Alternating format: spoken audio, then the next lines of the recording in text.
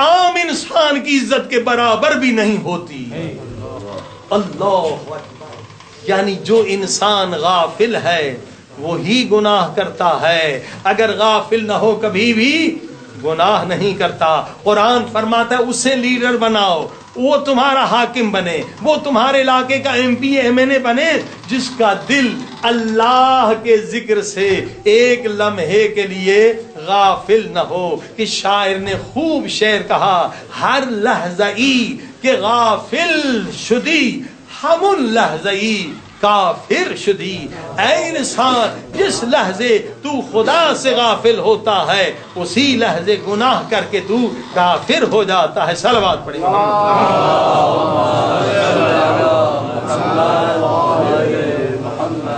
بارے دیگر صلوات پڑھیں.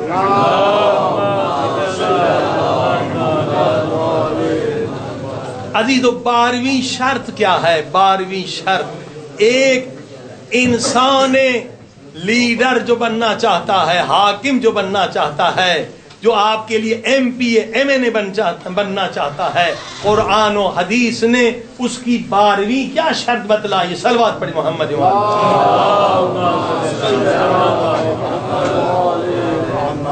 12ویں شرط یہ ہے کہ وہ احکام خدا سے غافل نہ ہو، اسے پتا ہو کہ حلال کیا ہے اور حرام کیا ہے. جس کو حلال و حرام کا پتہ نہیں ہے وہ کیسے آپ کو حقوق دے گا؟ اب پاکستان کی گورنمنٹ نے کہا کہ جو کم سے کم بی اے ہونا چاہیے تو الیکشن میں لڑ سکتا ہے. اب بتائیے بی اے تو ہے مگر اسے سورہ قل واللہ احد پڑھنا نہیں آ رہی. بی اے تو ہے اس کی نماز درست نہیں ہے، بی اے تو ہے وہ اس حرام کھا رہا ہے، اسے پتہ نہیں کہ غذا میں حلال کیا ہے وہ حرام کیا ہے. جس کو حلال و حرام کا کام پتہ نہیں ہے وہ آپ کا M P A M N A بنے گا تو کیا آپ کو حلال کھلائے گا؟ صلوات پڑھی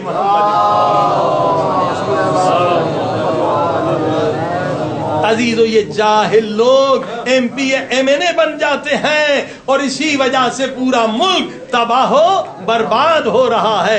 جنہیں شریعت کا پتہ نہیں، جنہیں حلال و حرام کا پتہ نہیں، جنہیں عدل و انصاف کا پتہ نہیں. صلوات پڑھی محمد.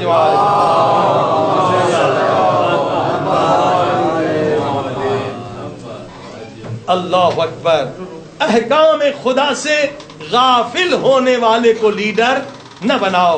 اور فرمایا اس کی 13ویں شرط یہ ہے ایم پی ایم این اے یا حکمران کے لیے کہ اس کو ووٹ دو. دیکھو یہ علماء کا تابع ہے یا علماء کے سامنے تکبر کرتا. بہترین پہچان ہے ایک فاسق اور مومن کہ علماء کے سامنے جھکتا ہے یا علماء کے سامنے اکڑتا ہے. جو اکڑتا ہے وہ منافق ہے. مخلص ہمیشہ علماء کا احترام کرتا ہے، ان کے قرآنی فتووں کا احترام کرتا ہے، کیونکہ نبی پاک نے فرمایا، پھر امام زمانہ نے فرمایا، مولا علی نے فرمایا، امام جعفر صادق علیہ السلام نے فرمایا، آخری 12ویں امام نے فرمایا کہ جب ہم آپ کے درمیان نہ ہوں تو یہ علماء جو سب سے بڑا عالم ہو اور سب سے بڑا متقی، سب سے زیادہ متقی، سب سے بڑے عالم جو ہیں ان کا حکم ہمارا حکم، ان کا احترام ہمارا احترام ہے. جس نے علماء کی بے احترامی کی اس نے امام کی بے احترامی کی، جس نے امام کی بے احترامی کی اس نے نبی کی بے احترامی کی، جس نے نبی کی بے احترامی کی اس نے خدا کی بے احترامی کی. صلوات پڑھی محمد.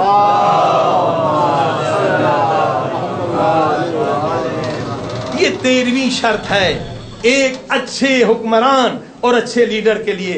14ویں شرط جو ہے وہ اتنی سخت ہے اور وہ مولا علی اس کی تاکید فرماتے ہیں کہ جو حکمران بننا چاہتا ہے تو اس کی غذا وہ ہونی چاہیے جو سب سے فقیر ترین شخص کی غذا. اب جا کے ان سارے لیڈروں کے دسترخوان دیکھ لیں کہ کیا کھاتے ہیں اور کتنے بڑے پیٹ ہیں. ہاں یہ شرط ہے اگر آپ لیڈر بنتے ہیں تو آپ کی غذا جو ملک میں فقیر ترین شخص ہے اس جیسی غذا ہونی چاہیے. آپ کا لباس فقیر ترین شخص کا لباس ہونا چاہیے. آپ کی جوتیاں جو فقیر ترین شخص کی جوتیاں اس طرح ہونی چاہیے کہ مولا علی کوفے میں آتے ہیں, 1,00,000 کے مجمع میں تقریر کرتے ہیں کہ اے لوگو, میں تمہیں قسم دے کر پوچھ رہا ہوں کہ میری حکومت میں ایسا شخص ہے جو بھوکا رہتا ہو؟ سب نے کہا کوئی نہیں. میں تمہیں خدا رسول کی قسم دے کر پوچھتا ہوں, میرے ملک میں ایسا شخص ہے جس کے پاس لباس نہ ہو؟ سب نے کہا نہیں.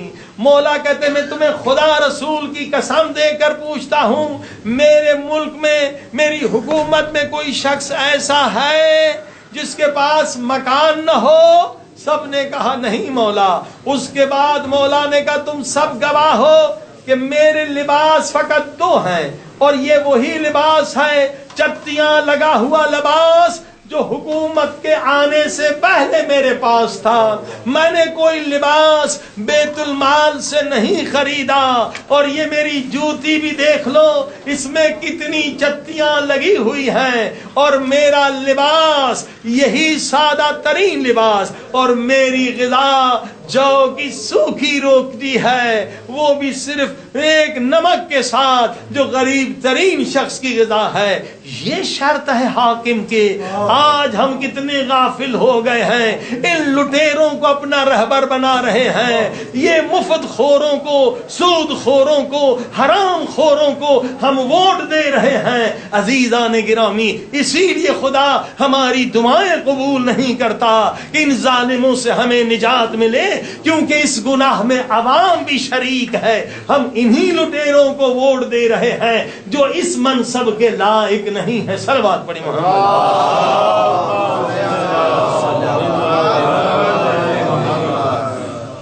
بار دیگر صلوات.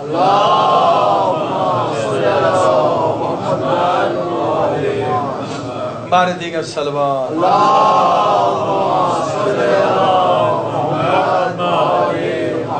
15ویں شرط ایک حاکم کے لیے, MP/MA بننے کے لیے جو قرآن و حدیث نے بتلائی ہے کہ اس کے اندر حب ذات نہ ہو, اپنے ذات کی محبت نہ ہو. اگر اپنے ذات کی محبت ہوگی تو غلط بھی اپنا دفاع کرے گا. حب ذات کیا ہے؟ اگر میرے اندر حب ذات ہے, میں نے ممبر سے کوئی آیت غلط پڑھ لی, انسان ہے, خطا ہو جاتی ہے, آپ نے آگے کا مولانا آپ نے آیت غلط پڑھی. اگر حب ذات ہوگی میں اپنی غلطی نہیں مانوں گا. جس کے اندر حب ذات ہوتی ہے وہ اپنی غلطی نہیں مانتا, اپنی حمایت کرتا ہے, اپنا دفاع کرتا ہے. پھر یہ اور بات آگے بڑھتی ہے, پھر میرے بچوں نے کوئی غلطی کی, حب ذات کی وجہ سے میں اپنے بچوں کی حمایت کروں گا, ان کا دفاع کروں گا, جبکہ وہ ظالم بھی ہوں گے ان کا دفاع کروں گا, میں ظالم بن جاؤں گا. پھر یہ اور آگے بڑھتی ہے, میرے خاندان, میں اپنے خاندان کی حمایت کروں گا, دفاع کروں گا, یہیں سے خاندان پرستی آتی ہے. پھر میری قوم, میرا ہم زبان, جتنے فاسق بھی ہوں فاجر بھی ہوں, میں ان کی حمایت کروں گا, تو دین ختم ہو جائے گا, ایمان ختم ہو جائے گا. جس کے اندر حب ذات ہوگی وہ اپنے دشمنوں سے انتقام لے گا, جب پاور میں آئے گا تو دشمنوں کو مارے گا اور انتقام رکھے گا. بغض و کینہ جس کے دل میں ہے وہ مومن و مسلمان نہیں ہے. بغض و کینہ رکھنا یہ شیطان کی صفت ہے. صلوات پڑھی محمد.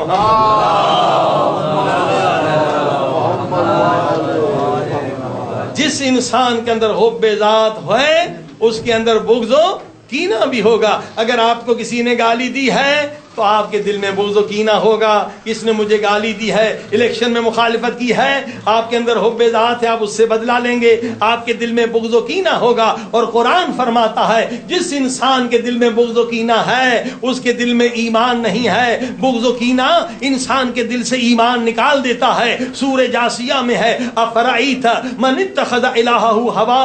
اے میرے نبی, کتنے مسلمان ہیں جو زبان سے لا الہ الا اللہ کہتے ہیں مگر دل سے وہ خدا کو خدا نہیں مانتے, اپنے نفس کو خدا مانتے. یہ مشرک و کافر منافق ہیں. یہ حب ذات کی وجہ سے ہوتا ہے. مجھے کسی نے گالی دی, میرا نفس کیا کہے گا؟ ان النفس لامارۃ بالسوء الا ما رحم ربی. نفس کہے گا تو بھی اسے گالی دے. کسی نے مجھے تھپڑ مارا, نفس کیا کہے گا؟ تو اسے 10 تھپڑ مار. یہ بغض و کینہ نفس کی وجہ سے, نفس امارہ جو گناہ کی طرف کھینچتا ہے, اس کا کام ہی گناہ کی طرف کھینچنا ہے. یہ سورہ یوسف نے بتلایا ہے. تو بغض و کینہ اگر میرے دل میں ہوگا تو اللہ کا کیا حکم ہے اور نفس کا کیا حکم ہے؟ اگر میں نے نفس کا حکم مانا تو میں نفس کو میں نے خدا مانا. اگر میں نے اللہ کا حکم مانا تو میں نے اللہ کو خدا مانا. خدا فرماتا ہے اے مومنو مسلمانوں کبھی بغض و کینہ نہ رکھو. خدا فرماتا ہے مسلمانوں تم نہیں چاہتے میں تمہارے سارے گناہ بخش دوں؟ ہم سب کہیں گے میرے اللہ یہ تو ہمارے دل کی بات ہے, ہم یہی چاہتے ہیں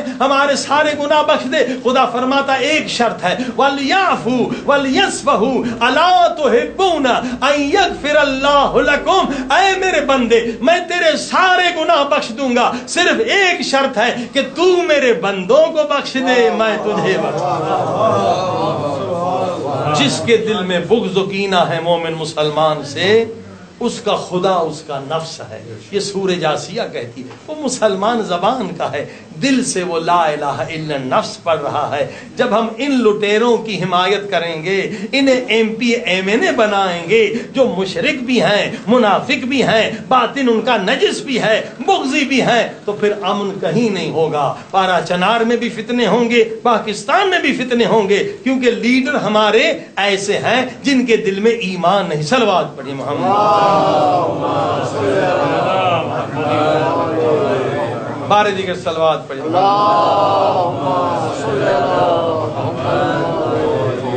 عزیزان کے حب ذات کے بعد نبی فرماتے حب دنیا راس کل خطیہ.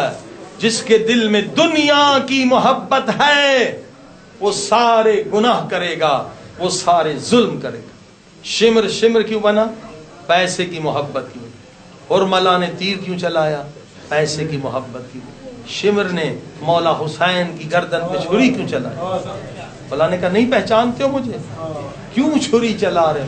کہ یزید مجھے پیسہ دے. جو پیسہ پرست ہے وہ خدا پرست نہیں ہو سکتا. صلوات.